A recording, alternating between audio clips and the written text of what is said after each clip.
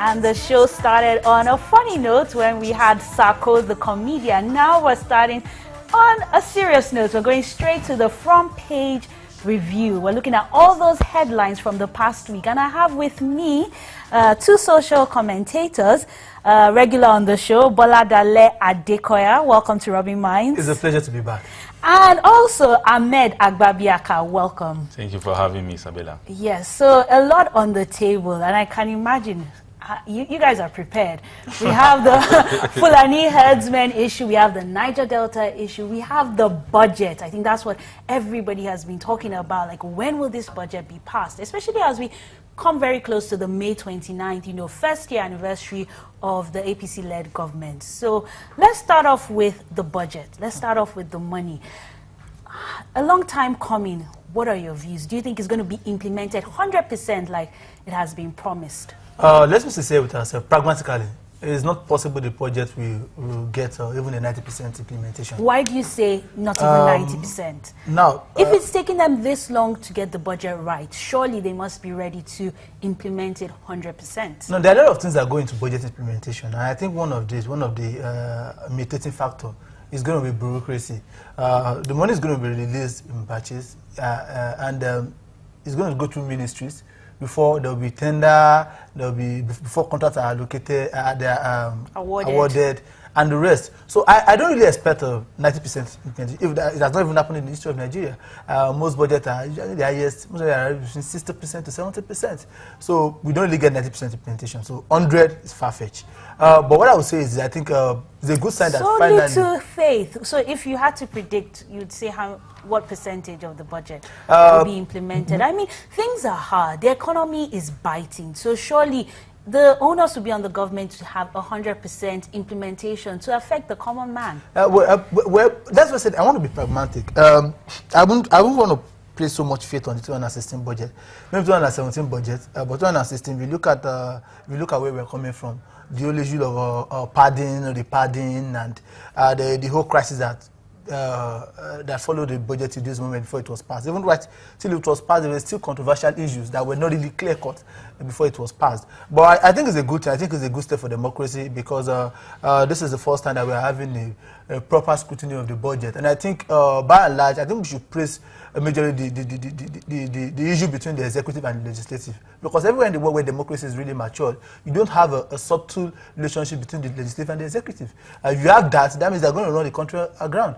So I think it's really fair that the APC anointed candidate did not emerge, the Speaker and also the Senate President, and also the person put forward by the President also, or probably love that the President did not emerge, because that would have been a disaster for Nigeria. Well, you felt like if they had emerged, they would have just rubber stamped, and there wouldn't have been that healthy debate. If they had emerged, we would not even be hearing of 1 billion going to this, 2 billion, 3 billion. Because the issue is this: most in Nigeria, if you look at from a political antecedent, most times when the budget gets sent to the assembly, get to the National Assembly, after like 2-3 weeks or 4 weeks, probably 2 months, they don't really look at the integrity of the budget. What they look at is how much is coming for the house, how much is what's going to be benchmark of the oil, this and that. They don't look at how much are you allocating for this. This time around, we had the opportunity to even look at how much the state budget, the state house budget is, and we found a lot of misgivings there. And I think it's really a good one. I want to praise the Senate President.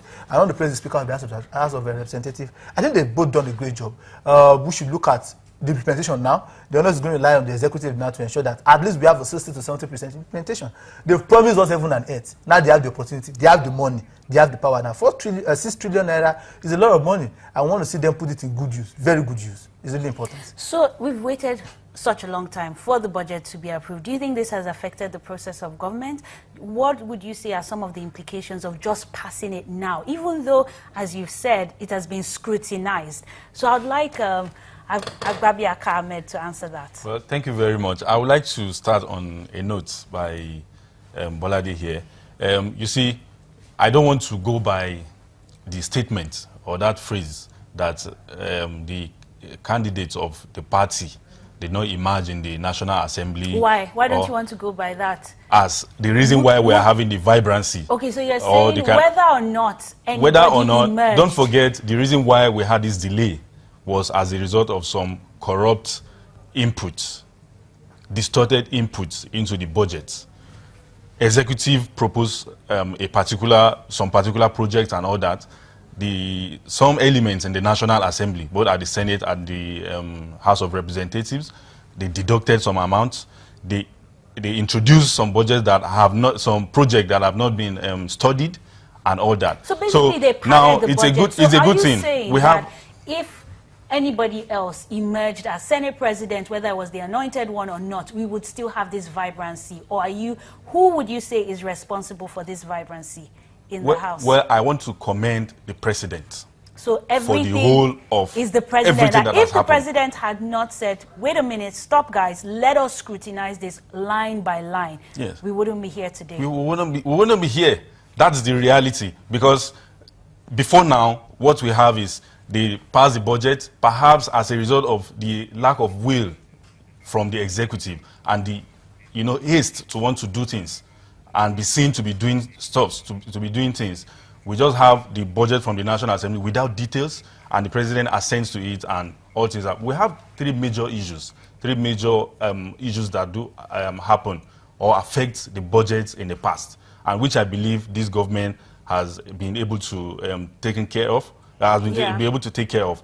Now, one is the issue of timing in submission of passage of budget. You said the issue of timing. So yes, let's play the devil's advocate. Let's play the devil's advocate. Yes. I'll take you up on timing. Yes. Now, do you think that the opposition purposely dragged this process so much longer to the point that they were hoping that the first year anniversary of the APC would have passed before the budget was passed? Or do you think we're just doing due diligence? No, it's not about the opposition dragging it. So you don't think the opposition it's not about the opposition. There is a system. That it took so long? There is a distorted system before now. It's not about the opposition, primarily. But if you want to look at it in a broader base, in a broader perspective. It's not about the opposition, it's about President Muhammadu Buhari's stance on making sure that we have a transparent budget. Yes. Any reactions? Well, I think I'm taken aback by some of the observations of my brother here. I think it's really surprising because most of us that are in the know, it is a notorious fact that the budget was padded from the executive arm. I don't think it was the National Assembly that included the issue of paying of over 100 million naira for some phantom writers. I don't think it was the National Assembly that included the buying cutleries with millions of naira, feeding with over billions of naira. So if it's not them, even with the Mercedes Benz, so it's even with the Mercedes Benz that was. If it's not them, who is responsible? You see, this is the point. When the last administration was in power, we had the issue of 1 billion naira allocated for food. At the Aso Rock. At the Aso Rock. And every Nigeria, it was the front page of major newspapers in this country, and it was one of the major points that APC campaigned with. They showed some food and the rest. You could remember vividly, some roasted chicken. I can remember. So it was part of, and they said, is this not 1 billion? What is it eating and the rest? I think it's a good one. But when they came into office, I was expecting something different. Well, were you expecting it to be 100 million, 50 million? You cannot even feed. How many people are you feeding with 100 million? So I was expecting like probably 10 million.